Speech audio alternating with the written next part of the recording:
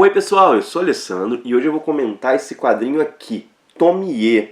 Tomie é um quadrinho do Junji Ito que começou a ser publicado no Japão em 1987 e foi serializado aí até o ano 2000. No Brasil, Tomie está saindo em 2 volumes, né? Esse primeiro volume aqui ele foi publicado em fevereiro, o segundo volume vai ser publicado agora em março. Quem está lançando é a editora Pipoca Nanquim. Nesses 2 volumes a gente tem a totalidade da obra, né? Bom, e é um quadrinho do Junji Ito. Junji Ito é um artista reconhecido internacionalmente por seu trabalho com horror. Dele, eu já li, além desse primeiro volume de Tomie, eu li Fragmentos de Horror, que foi lançado aqui no Brasil pela Dark Side, que é uma coletânea de histórias curtas, e li também Uzumaki, que foi lançado pela Devir.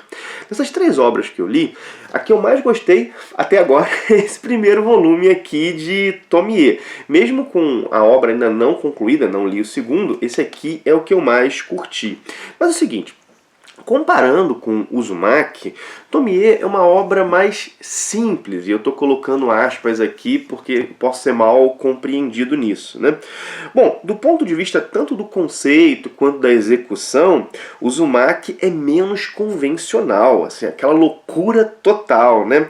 Em Uzumaki nós temos um Junji Ito mais maduro. Tomie é a sua primeira obra, assim, né? A sua primeira obra. Ele trabalhava lá com próteses dentárias, inclusive começou a fazer a obra enquanto ainda trabalhava com essas próteses dentárias.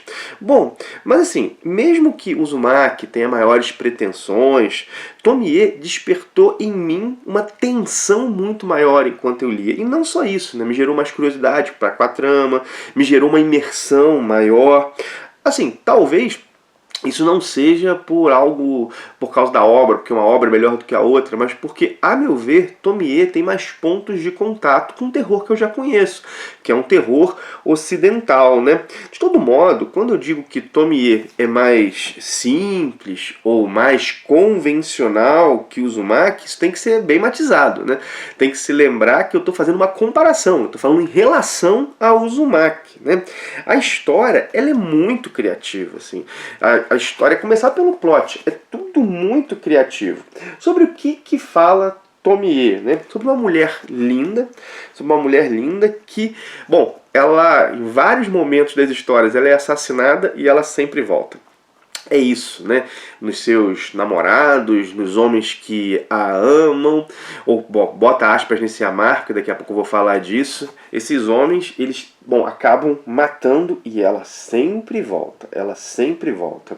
Ela, assim, ela é linda e ela é fascinante, assim. É aquela mulher que, de bater os olhos, os homens se encantam, né? Ela é linda e fascinante, ela tem um poder sobre os homens. Só que esse poder, ele faz com que que os homens a desejem, né? É o poder de ser extremamente desejada, né? Eles batem os olhos nela e a desejam com muita intensidade, né? Só que, junto com o desejo de possuí-la, né, de tê-la, está o desejo de matá-la, assim. E esse ponto aí me fez pensar, né, assim, os homens da história nunca a amam. Ela, em nenhum momento na história, ela é amada. Eles a desejam, assim, eles a desejam e desejam muito. E se eles a desejam tanto, por que eles a matam, né? O autor não dá uma resposta. Mas ao ler a história, a gente pode se permitir pensar em algumas, que são coerentes com a história, né? Vamos lá, né? A primeira é a primeira coisa que a gente pode pensar é a relação entre desejo e posse, né? Ela será minha, né? E essa é a lógica desses homens, né? Ela será minha, né? E ao matá-la, ela não é de mais ninguém, né? Então, a morte da mulher seria o ato supremo de posse por parte desses homens que a desejam, né? Essa lógica louca aí, né? E isso aqui é forte na história. E o que é forte é que a Tomie nunca se deixa submeter. Ela sempre volta, né? Esse ato final de posse, né? Esse ato final de posse nunca é concretizado totalmente, né? E na verdade, quando esses homens a matam, se matá-la é parte da maldição que eles mesmos vivem, né? Isso tem consequências, é claro, né? E outro aspecto assim que pode ser pensado, por que eles a matam, né? É é o fato do ódio ser a contrapartida do desejo, né? Ou melhor, o ódio é a contrapartida da submissão que o desejo gera nesses homens, assim. O que acontece é, eles a desejam e são submetidos a ela, né? Então, ao mesmo tempo que eles a desejam, eles são escravizados por ela, e nisso eles a odeiam, né?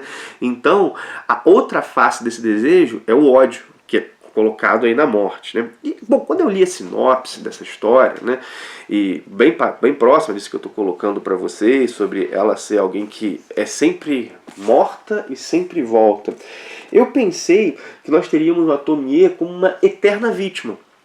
E fosse isso, né, esse ciclo de violência, né, ela como uma eterna vítima. Mas não é o caso. A Tomie da história é uma entidade narcísica, assim, né? É uma entidade que não deseja ninguém, não ama ninguém, e, além de si mesma, né? É uma entidade que o único desejo é ser desejada. É isso, né? O único desejo é ser desejada. E é nessa lógica de desejar ser desejada, ela manipula, ela destrói não só os homens, mas outras mulheres, né? Até porque, nessa lógica, né, dos homens a desejarem, ela, bom, diante das outras mulheres, os homens abandonarem as outras mulheres, ou ela se colocar diante das outras mulheres como aquela que foi a escolhida, é mostrar para as outras da história, né? Eu sou a desejada, eu sou a melhor, né? Então é essa lógica narcísica aí, né? Bom, talvez assim, né? É a partir dessa lógica, talvez a partir dessa lógica do desejar ser desejado, que nós temos que pensar a relação de Tomie com os homens, né?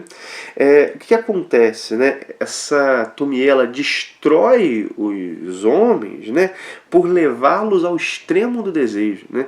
Esses homens destruídos por ela, né, ao destruí-los, eles dão, ao serem destruídos por ela, vamos colocar assim, ao serem destruídos por ela, eles dão a ela a prova de que a desejam mais do que a própria vida, né? É esse o ponto. E também, né, a gente pode pensar, né, o contrário, né? Os homens também desejam ser desejados por ela. E porque não são desejados por ela, a matam, né?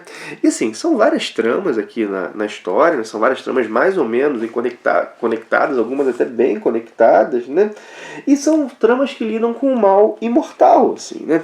E o mal que se multiplica a cada vez que a violência recai sobre ele, né? Inclusive esse é um tema aqui também, né? A violência como multiplicadora do mal que ela busca combater. É uma trama que, bom, claro, né, pode ser lida a partir de vários ângulos. Eu estou colocando alguns aqui, mas eu fiquei imaginando que um ângulo interessante que isso aqui possa ser abordado é pensar essa história, Tomie, a partir de toda essa discussão, né, da violência contra a mulher que existe no nosso mundo, né? Então, pensar Tomie a partir disso pode gerar algumas reflexões bem interessantes, assim, né? Eu acho que não é uma reflexão que eu tenha condições de fazer aqui agora, mas eu acho que é um caminho interessante pensar essa trama de terror a partir dessa lógica da violência contra a mulher, né? E isso aqui, de alguma maneira, fazendo uma formalização estética desse tema, né? Claro, tem que... Não é um negócio mecânico, né? Ah, Tomie um quadrinho sobre a violência com a mulher por causa disso. Não. Tem que fazer uma leitura profunda e estabelecer as conexões. Mas que é possível, né? E acho que é até potente essa leitura. Isso é, né? Mas assim, né?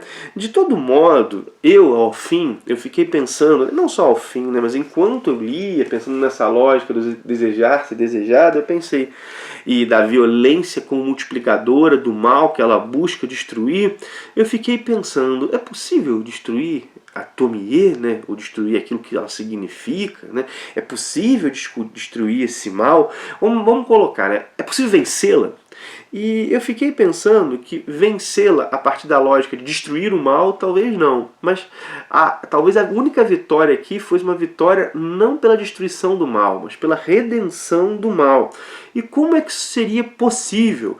Em que horizonte isso seria possível? Embora eu não ache que é o horizonte pelo qual a trama vai. Eu estou aqui discutindo algo que a história fez comigo, que a história me fez pensar. Como seria uma redenção, né? Bom, vai soar piegas o que eu disse, né? Mas eu acho bem coerente com a obra, né? Bom, ela poderia ser redimida de duas formas, né? Se ela amasse, se ela rompesse essa casca narcísica dela e ela viesse a amar, e aí isso poderia romper, dependendo, claro, de quem ela amasse, ou, né, não só ou, se ela fosse amada. Se alguém olhasse para ela para além dessa lógica objetificadora, né? Uma lógica de alguém que está ali para satisfazer o meu desejo, se ela fosse vista e amada, né? Mas de todo modo, assim, né? Isso não parece acontecer, porque todos os homens que se relacionam com ela, na verdade, não se importam com ela. A adoração que eles tributam a ela, na verdade, é um render-se ao próprio desejo. É vê-la como a satisfação de um desejo e não olhá-la, né? Não vê-la por si mesma, assim, né? Bom, e é essa incapacidade de sair de si, tanto da Tomie quanto dos homens que se relacionam com ela, essa incapacidade de sair de si, ou em outras palavras, é esse solipsismo que gera toda a tragédia e todo o mal que nós vemos aqui nessa obra, que é sim uma obra bem provocante, bem provocante. Eu estou muito curioso para ler a resolução disso aqui, assim, gibizaço aí do Junji Ito, trazido aí, que veio para o Brasil aí pelo Pipoca e Nanquim. Enfim, minha gente, tá aí o meu olhar sobre Tomie, né? Aquela coisa que você já sabe, né? Curte, comenta, compartilha, você já sabe tudo. Esse final você leu, gostou, não gostou. Bom, vou lembrar que, caso alguém tenha interesse, Tomie ainda tá à venda na Amazon, né, ainda, né? Acabou de sair, mas foi uma coisa interessante, eu vi um vídeo do Bruno Zago falando que esgotou na Amazon, 5.500 500 edições vendidas, assim, cara, isso é um fenômeno, né, se a gente for pensar no nosso mercado editorial, ainda mais nesse contexto, mas eles já estão repondo, tem mais 1.500 lá no estoque deles, depois vão imprimir um pouco mais. Bom, e tem uma coisa, né, tem a promoção, né, quem compra o volume 1 e o volume 2 juntos ganham aí 30% de desconto. Caso alguém tenha interesse, o link vai estar aí na descrição, vou deixar também o link para outros quadrinhos da Pipoca, o link geral da Amazon, caso você queira comprar qualquer outra coisa lá, né, a galera sabe que usando esses links ajuda demais o canal a se manter e a melhorar, né. Enfim, minha gente, dividi com vocês aí o meu olhar, vou parando por aqui, agradeço por ter assistido, um abração e até o próximo vídeo.